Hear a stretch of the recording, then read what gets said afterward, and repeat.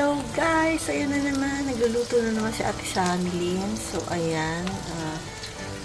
Pagluluto ko yung lola ng kaldereta. Pero wala pala akong tomato sauce. So, ayan. Dadamihan na lang natin yung tomato. So, ayan guys. At saka, gusto ko din siya ng mackerel sardines. So, ayan. Yan, gigisa natin. So, gusto kong nang kumain itong na sardinas. So, diba? So, sa lola yan. Gusto ko sana din chicken curry sa lola. Pero, hindi ako mahilig sa chicken curry.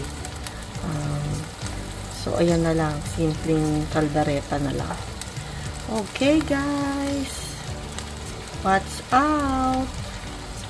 Ayan, pinapry-fry ko muna yung yung chicken.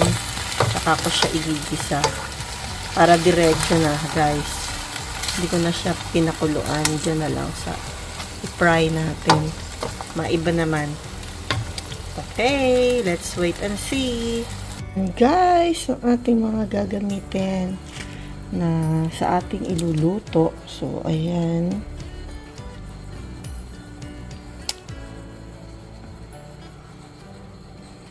Guys, ang nangyayari sa ating chicken kasi umakyat ako, naligo ako sa taas. So, baka kasi masunog dahil wala nga siyang, hindi ko siya nilagyan ng water, diba? So, pinapry ko sana. So, ayan, nilagyan ko siya ng 1 cup na water. So, ayan, hintayin lang natin na matuyo para ma-fry. Tapos, igigisa na natin para diretso na ang ating pagluluto. So, ayan. Ito ko kasi isa press pa yung kanyang blood.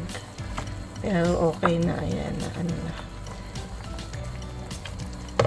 So, ayan. Chicken thigh po yan. Yung part ng chicken na to. Kasi yun yung binili nung pamangkin niya. So, 4 na piraso. Ayan, pinaghati-hati ko lang siya, guys. So, ayan, hintayin natin lumambot. Then, habang tayo ay maghihiwa ng mga sangkap, ilalagay natin dyan. Okay, guys. Wait natin. Yari sa ating niluluto. Ayan, naluto na yung bawang, sibuyas, and then, lagay na natin yung ating kamatis. Ayan na, nilagay na natin yung ating kamatis. So, kailangan nating lutuing mabuti yung kamatis. Para ma-puree din siya. Para na siyang tomato sauce, diba? So, ayan, ang ganda ng kulay. Red na red. Nangyayari sa ating kaldereta kuno. So, ayan, ginisa natin sa bawang, sibuyas, at kamatis. Yay! Yum, yum, yum! Natin, guys, ang potato. And then, next natin yung carrots and what to call this? Bell pepper. So, ayan ang nangyayari sa ating lulutuin na kaldereta. Ayan, lalagay na natin yung gata. Ayan, ako, sarap. Ang sarap-sarap, guys. Ayun, ang daming namuo yung pure na na gata. Simutin natin. Ito naman yung ating pinapry na potato, carrots. Nilagay ko na rin yung bell pepper. Ayan. Para maging colorful yung ating niluluto na kaldereta. Kaldereta kuno. Ni Ate Sammy. So, ayan. Haluin natin. Baka dumikit. Nagmamantika na. Ito yung ating mga pinray na gulay. So, ayan. Magkaroon ng kulay, diba? Karoon siya ng light. Parang yung aking love light. Ayan. Diba?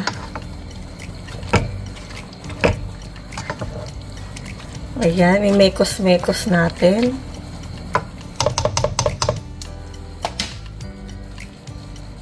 Natin ng pampaanghang konti.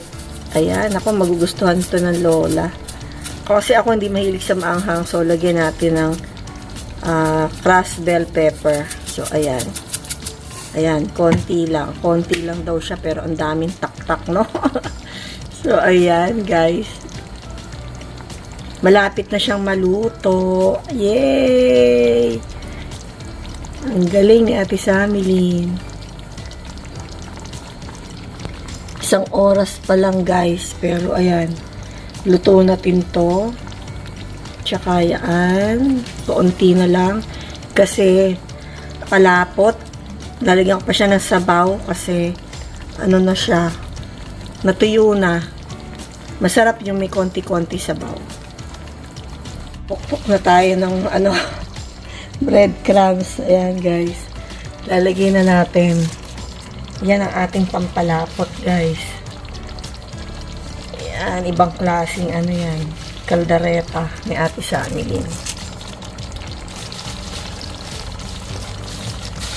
Ganyan magkaldereta yung lola ko, tsaka yung kapatid niya, yung lolo. Tagagapan sila. Ano yon kung magluto, yung malaking kawa.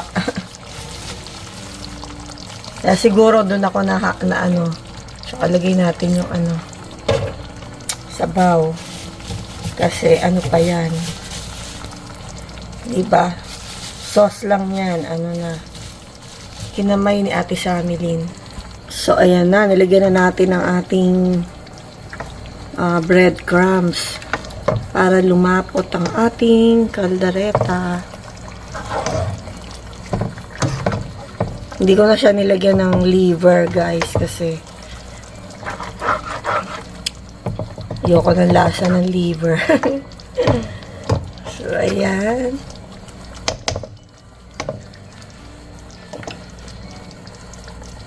Lapit ng maluto, guys. Salamat sa pagsama nyo ka Ate Sammy dyan. Alam ko, natatakam na naman kayo sa aking niluto. So, sorry guys. Sorry sa inyo. Kung malapit lang kayo, bibigyan ko kayo. O pwede kong abot dyan sa sa aking cellphone, di ba? Ayan, sardinas, nakaluto na tayo. So, ayan. Kain na tayo, guys. Tumatalab na yung anghang niya. Naramdaman ko yung anghang. Napakasarap, guys. Sa totoo lang. Hindi ako nagbibiro. Talagang napakasarap. Grabe. Magalit tayo sa atin si Mami Shirley. Si Mami Shirley yung may grabe, ang sarap. Ayan, ite-turn na nung aking alaga. Tortilla.